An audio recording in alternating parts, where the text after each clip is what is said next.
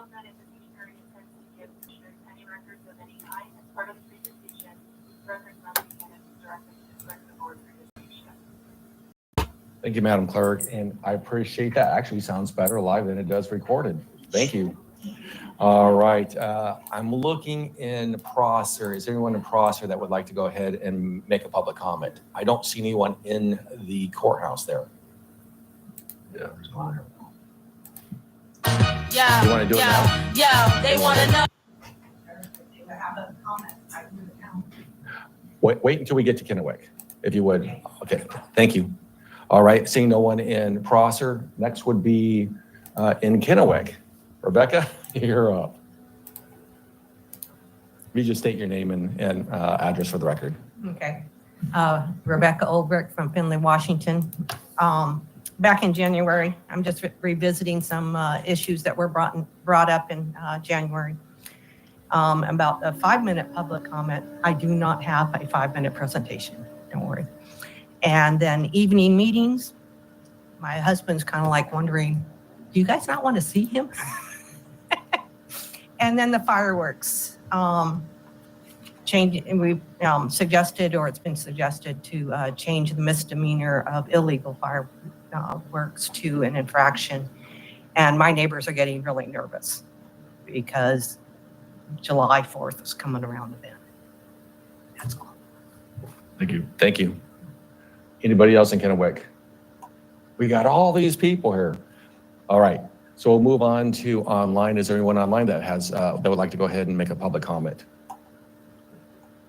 And I'm going to look at our IT guy way back in the back. Do you see anyone there, sir? All right. So with that being said, we'll go ahead and close public comments. We'll go to the consent agenda. Can I have a motion to go ahead and approve this consent agenda? Move to approve the consent agenda items A through J. I'll go ahead and second that. All in favor signify by saying aye. Aye. Aye. The motion passes. We're going to go move down. And before I start, like I said, I was doing this on the fly a little bit. Once again, welcome. Good morning. It is April 8th, and you are at your Kennewick Benton County Commissioner meeting. So once again, thank you for attending. We will go ahead and go down to scheduled business.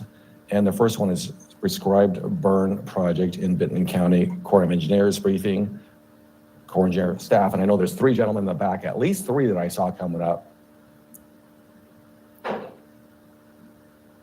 They took the elevator, I remember that. Well, Commissioners, while the group's getting situated here, so we're going to hear from the Bureau of Land Management and the Corps of Engineers this morning about a prescribed burn. Don't be shy, guys. Come on. About a prescribed burn program here in the county for this year, I think. And I wanted commissioners and staff and the public to get a little information before the phone calls started, once fires were starting. Last year was a little bit encouraging, I recall, for us in the community when we had our annual fires. One of them was the big one in the Horse Heaven. We saw the marshaling of some air support for once. One day we had 3 of those dippers working plus one of the bombers, and that was really helpful, but we still had our annual black scars all over the Horse Heaven. And I, for one, am certainly hoping, again, we're going to learn about what the nature of this program is, but perhaps a better fire break is some pre-burned areas rather than just bulldozer on the hillside. So if you see the map, which I'm sure we're about to get here in a moment, it looks like it's some intervals. There's a plan to sort of create these breaks and burn up some of the fuel, and hopefully that'll help us have less catastrophic fires. So with that, gentlemen, I'll let you introduce yourselves. And this is actually for you guys. Go ahead, come on up. And anyway, thanks for coming today, our federal friends.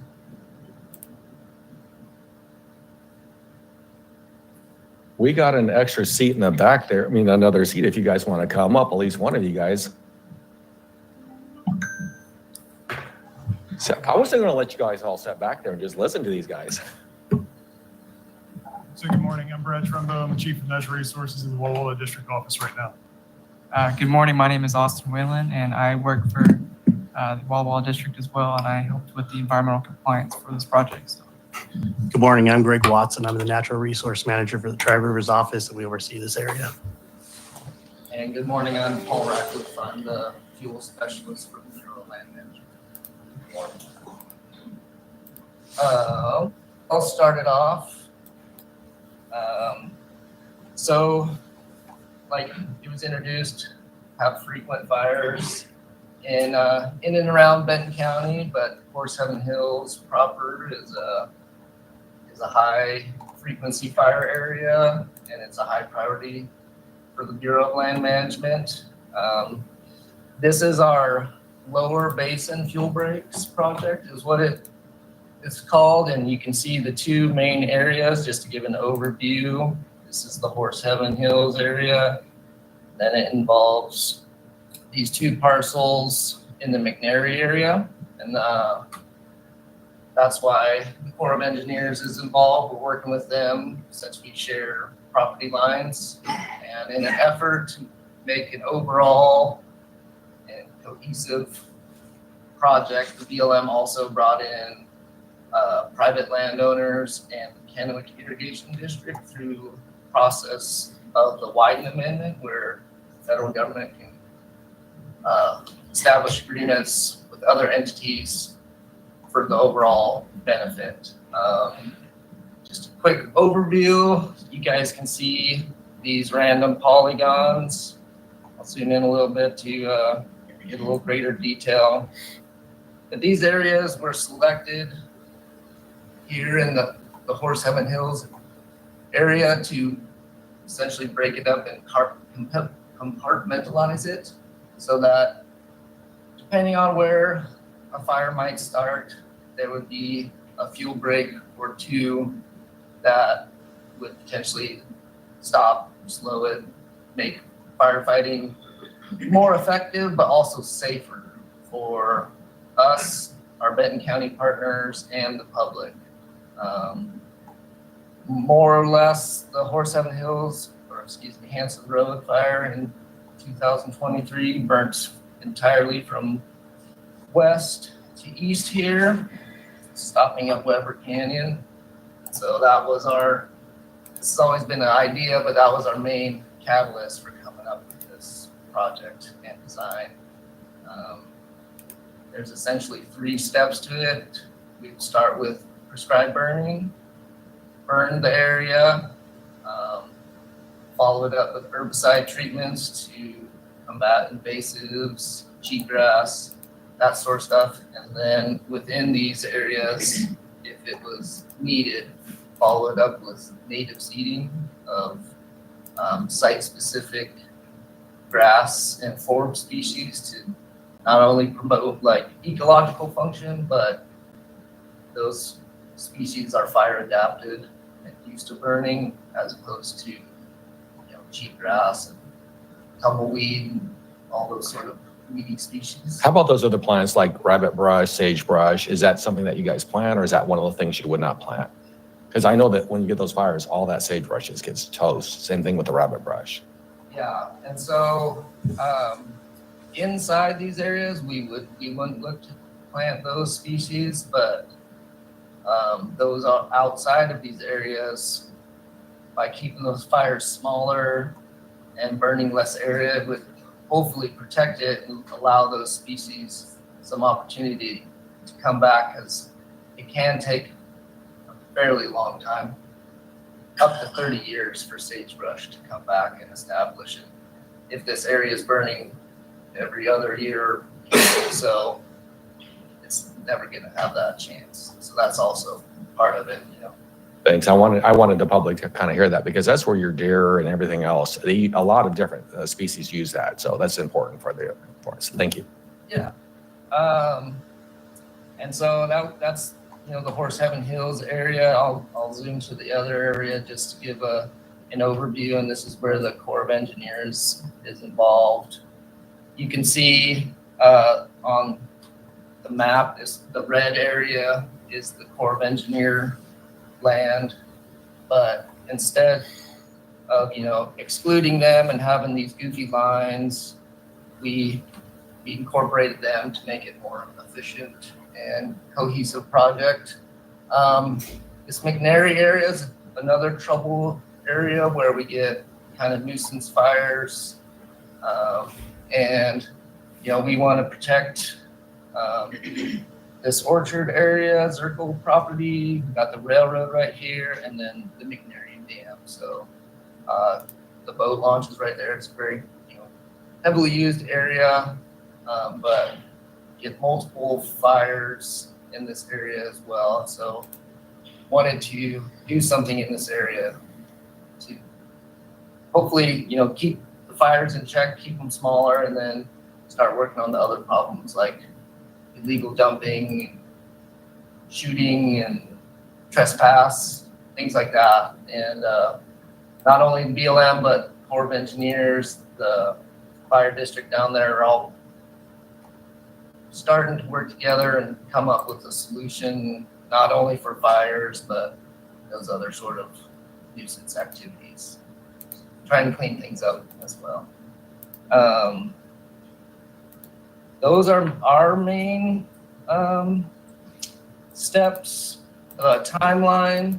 So the BLM has completed the NEPA for this project, National Environmental Policy Act.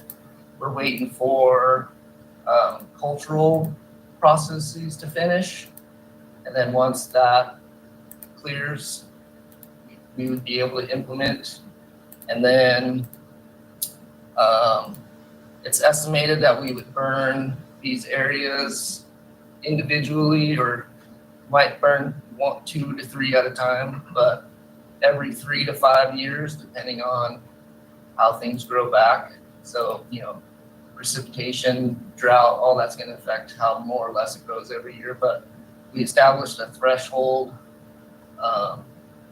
based on our fuel modelings that we use to calculate fire behavior. And once it gets to that threshold, we would look to implement our prescribed burn anytime between October 15th and March 15th. We would burn it then. We'd have all the necessary resources on scene, make all our notifications. It's right along the I-82 corridor, so we have agreements with DOT. We'd have signs up. We'd talk to CCOM, your guys' dispatch center. They would all be in the loop. And each burn would roughly take just 1 day to ignite. They're mainly grass. There's not going to be a lot of lingering smoke. Ideally, we would burn them with like a north wind, so it pushes the smoke away from town. That's not always doable, but like I said, with like the low residence time, it's going to be like 1 day, maybe 12 hours even, and then most of the smoke's going to dissipate. And we'll get approval through Benton Clean Air Agency and everything. So have all those sort of things covered. And so, yeah, everyone we've worked with has been really great. Kenwick Irrigation, private landowners, they all recognize the need to stop these sort of habitual fires. So I'm glad that we all work together. So unless there's any questions, I turn it over to the Corps of Engineers. They can kind of talk about their plans. Don't have any. And processes. No, I think we're good to go. Yeah. Okay. Do you have any questions, Russ? No. Not this time. No, I just appreciate what you guys do. And I guess I do have one question. So you have that specific range of dates and stuff to do that. I know you guys probably try to plan and look what the forecast is going to do, but if it kind of changes, is how you have that range of dates so you can kind of move it off if you need to? Yeah. Or is it Like pretty all much? prescribed burning, it's kind of got to play it by ear. But yeah, once we get into like, we got it narrowed down maybe to like this certain week, we start, looking at the weather really hard and everything, getting all the resources and everything lined up. But those time of years also is for like ecological functions. So like after March 15th, we're usually into like green up, and we wouldn't want to burn when all the native bunch grasses and things are starting to do their thing, because that would be harmful for them. And that same sort of thing in the fall. We want those species to have the opportunity to go to seed and produce and regenerate. So if we burn too early, we would interrupt that as well. So, and then also just weather-wise, those are the good times to burn here. You don't want to be burning in June and July when we're getting regular fires. So, I appreciate that. Like I said, people that are online and people that are within the audience and stuff, I worked for a long time ago, YCC, Youth Conservation Corps in Alaska. So you probably know YCC. And we had to go ahead and do trellises, put grass for erosion, all those type of things. So I think it's important for the public to kind of know when and how and why you do what you do, and about you're looking at, different species and how seeds are doing and that time. So it's a good thing. So I appreciate that. That gave a little bit more information, I think, to the public. Gentlemen, do you have anything? The only thing I would like to share is that by us, USACE having a boundary with BLM, this is giving us an opportunity actually to do some habitat improvement on the parcels on us that will actually burn. Sure. Is that not like green? It is. Do I need to speak louder? I just want to make sure. Okay. So Corps of Engineers doesn't have the training or the tools to do our own prescribed burning. However, we have a lot of the same fuel load concerns that BLM does. We can benefit from burning, say, cheatgrass and whatnot, invasive plants on our habitat lands. And so this is a great opportunity for us to do some habitat related work in conjunction with the BLM fuel reduction. So, yeah.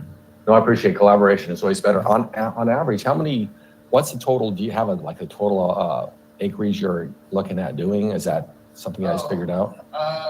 Yeah, so all the fuel breaks combined is just under 1,300 acres. Okay. 1,289. The BLM ownership in the area is roughly 10,000 acres. So in that regard, it's a fairly small portion of what we're doing. But yeah, we had, like he said, it's an integrated project of yes, we're trying to stop fires and make things safe for the public and the firefighters. But yeah, we're also trying to rehabilitate the land and do what we can ecologically to further that. So things are here for a long time. No, I appreciate it. And I had to go ahead and at least ask the acreage. If I didn't, I felt like I would be a dummy. So.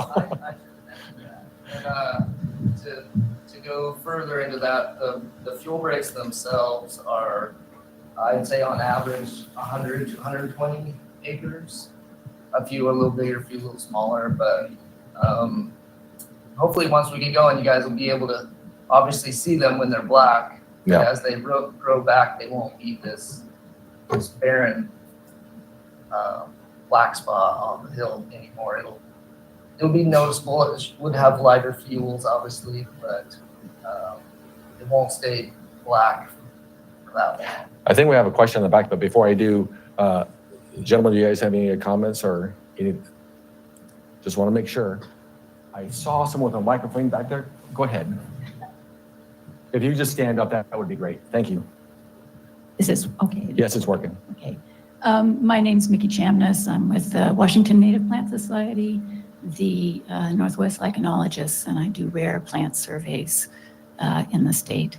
And I've read through the EA, and I'm wondering whether you have, whether BLM has the resources, financial and manpower to be able to do some of the things that the EA specified being done, surveys for rare plants in the Horseheaven Hills in particular for rare lichens, whether you have the resources to be able to do the spraying, the weed control, the management of the hand lines that are going to be done and become a scar and a weed source down the line if they're not maintained in the appropriate way. So yes, the BLM does. We addressed all that in the EA, and then to go further, that's the last sort of step. Like this summer, we're surveying for those rare species, the lichens, all that. Our botanist is getting more familiar, and then he's reaching out for further expertise. But all that will get surveyed before we do any implementation.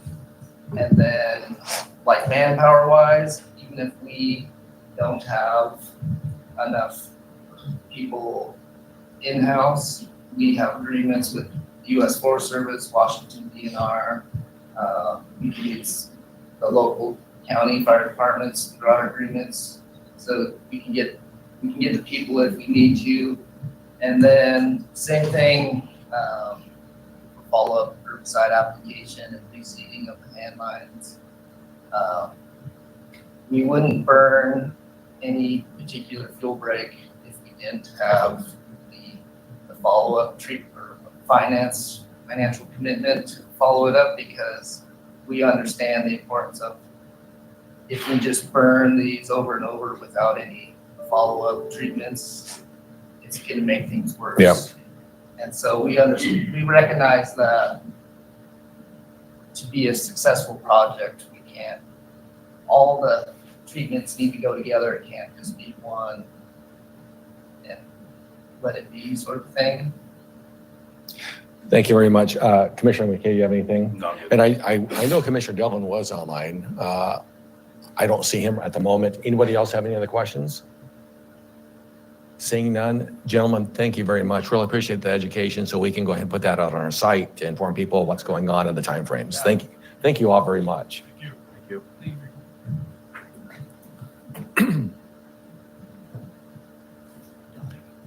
Wait for them. All right, the next one is recommendation for a logo branding proposal for the Columbia Valley Center for Recovery, and our own Katie will be doing that one.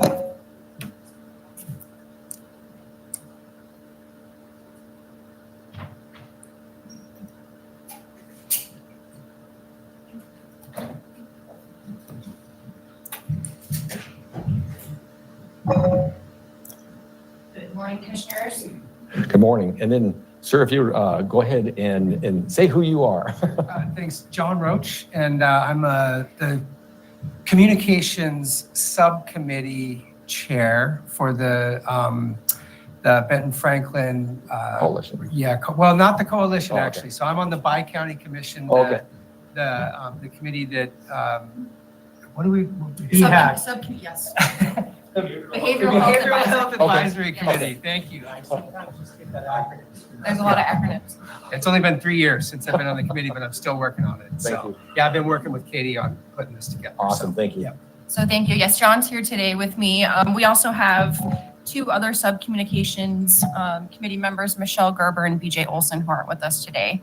And if, John, did you want to speak to anything about the process before I Sure, start? just to say that, this, the committee gives guidance to both the Benton and Franklin County Commissioners on various aspects of the ongoing effort to build and communicate about the Recovery Center. And so we've, both with the name, the Columbia Valley Center for Recovery, and now with the logo development, we've undertaken a really collaborative process that's brought input from all of the different committee members with different perspectives into making sure that the communications package, so the name, the logo, the branding, really reflects all of those diverse perspectives that are coming into play.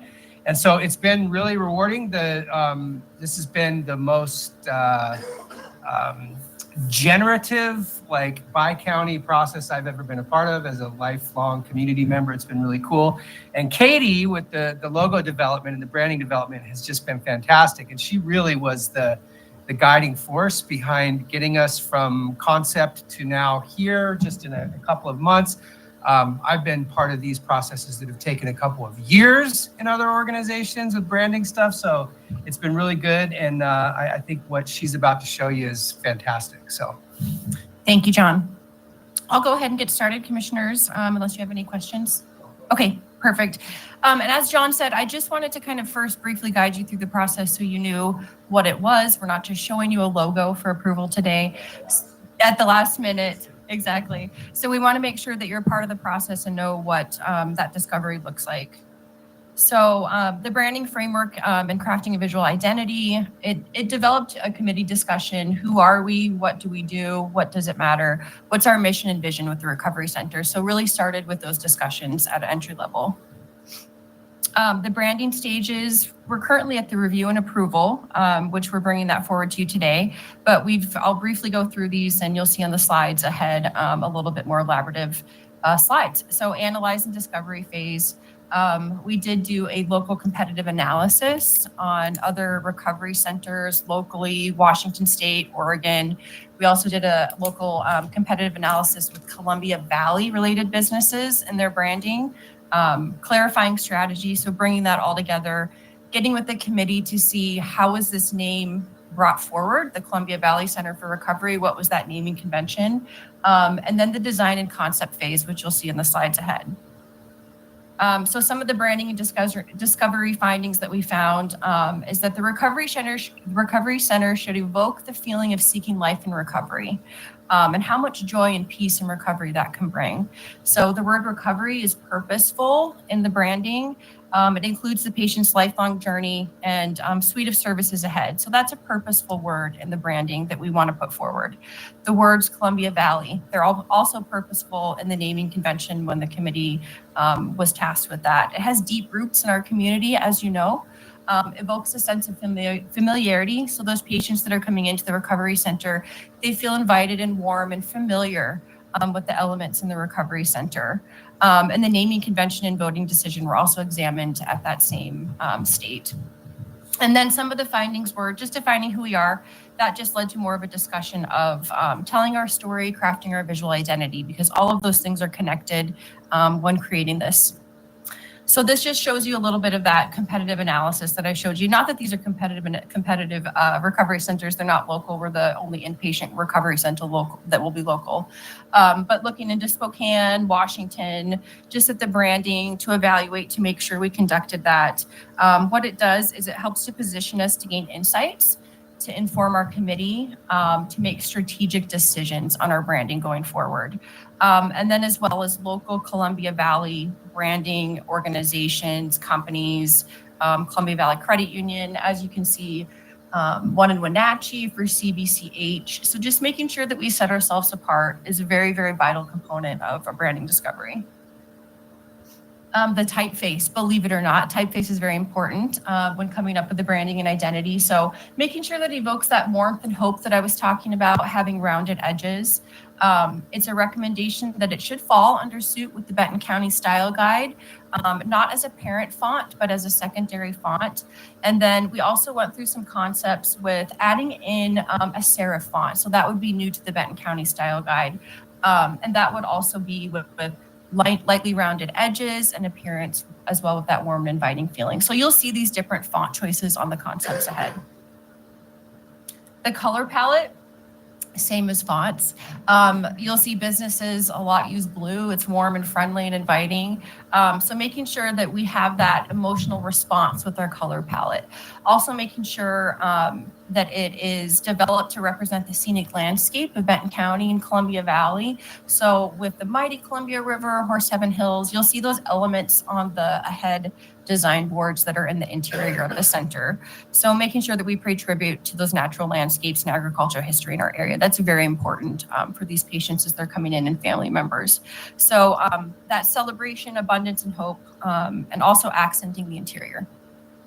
So we'll look ahead. So working with the architecture, just making sure that we were in the loop with all the design boards. What is the interior going to look like is a very important component of this, because the logo and branding should go hand in hand with that and complement it.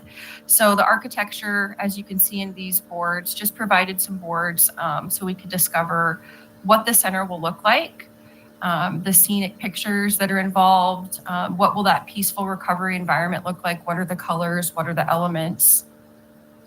You'll see some of the interior rooms, the crisis room, day room, the pods, the inpatient day room. So you can see a lot of those same colors reflecting that warmth and friendly environment.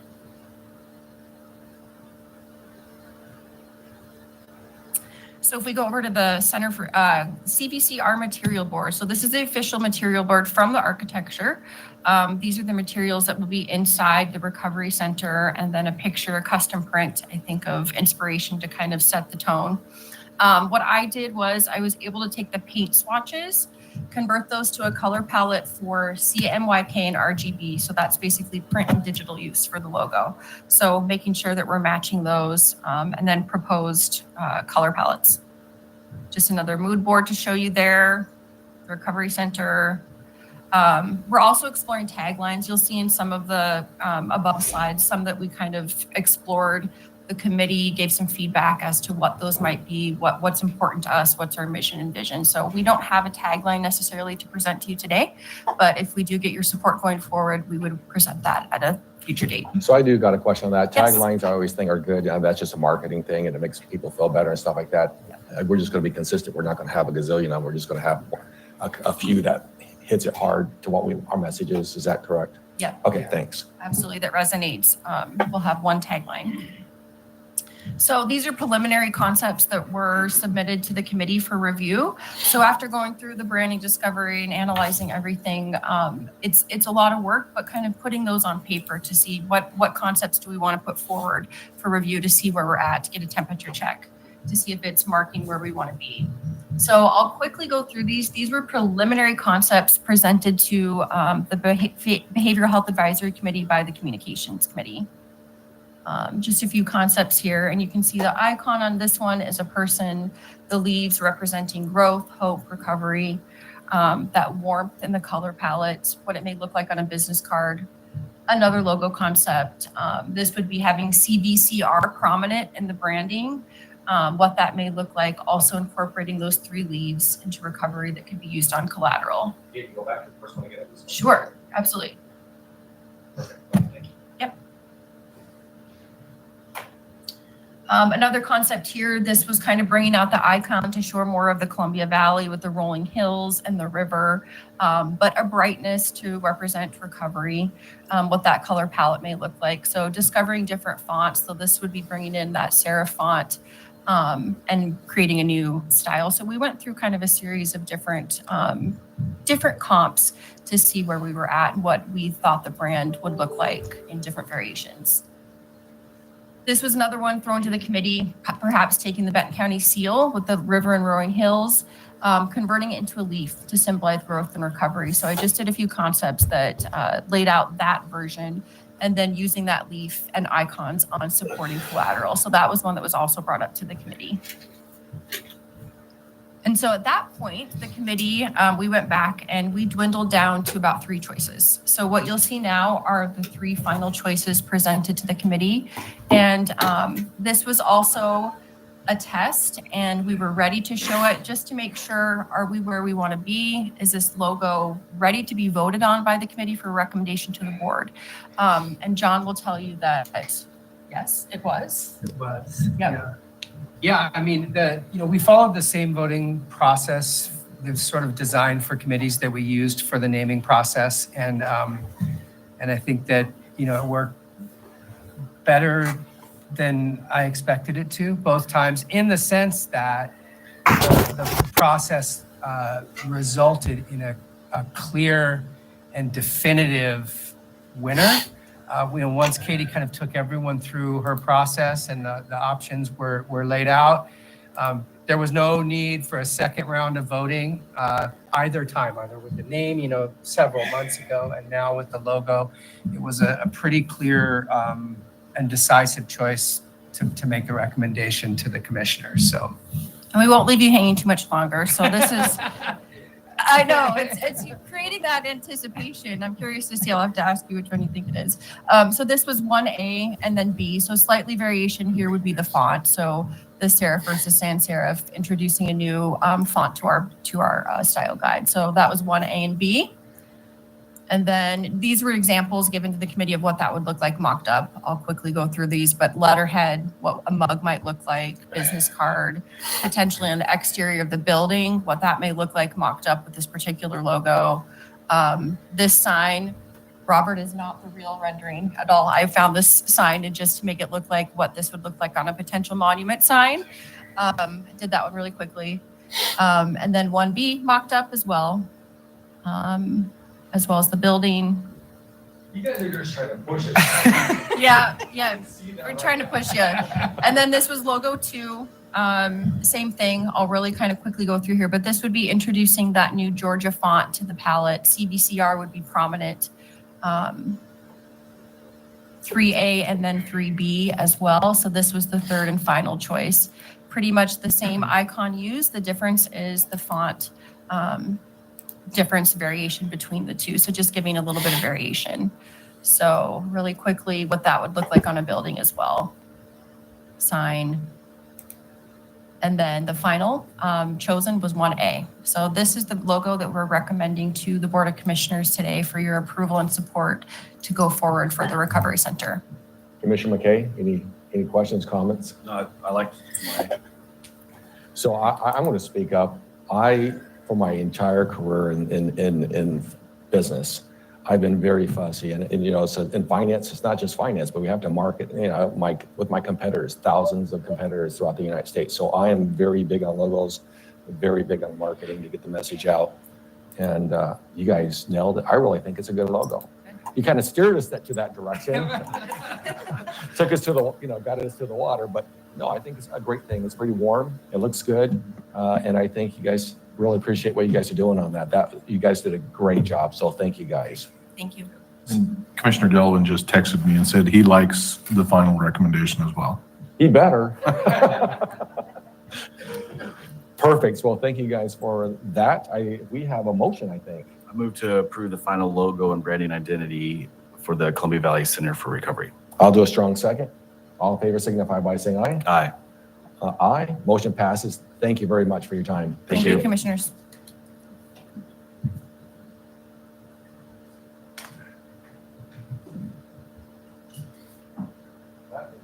That being said, we're into other business. Oh, Mr. Adam File. Adam has other business. Sure, not on the agenda. I'm going on the fly, and you want to go ahead and do that. Kind of on the agenda. I just thought of it now, Commissioners. But I think that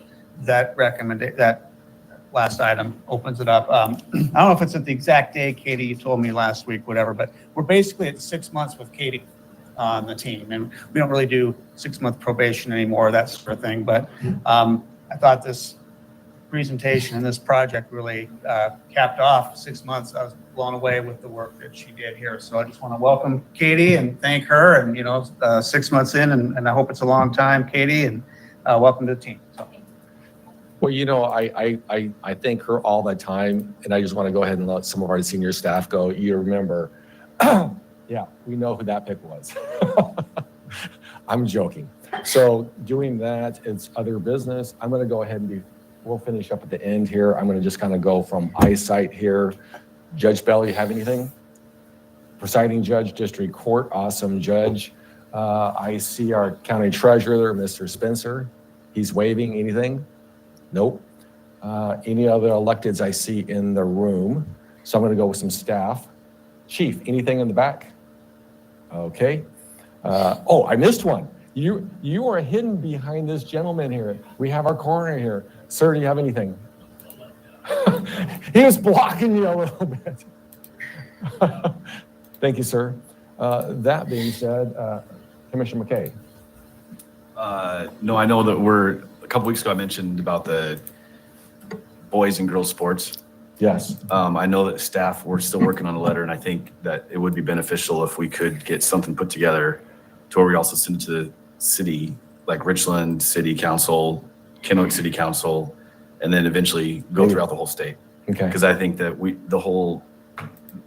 I think the majority of the people in the state agree, but there's also the far west side that is fighting against it, that it shouldn't be happening. So I think that we should keep pushing forward. And then also, I did get a phone call last week of spring break. So like 2 weeks ago regarding the fireworks that Miss Rebecca brought up. Yeah.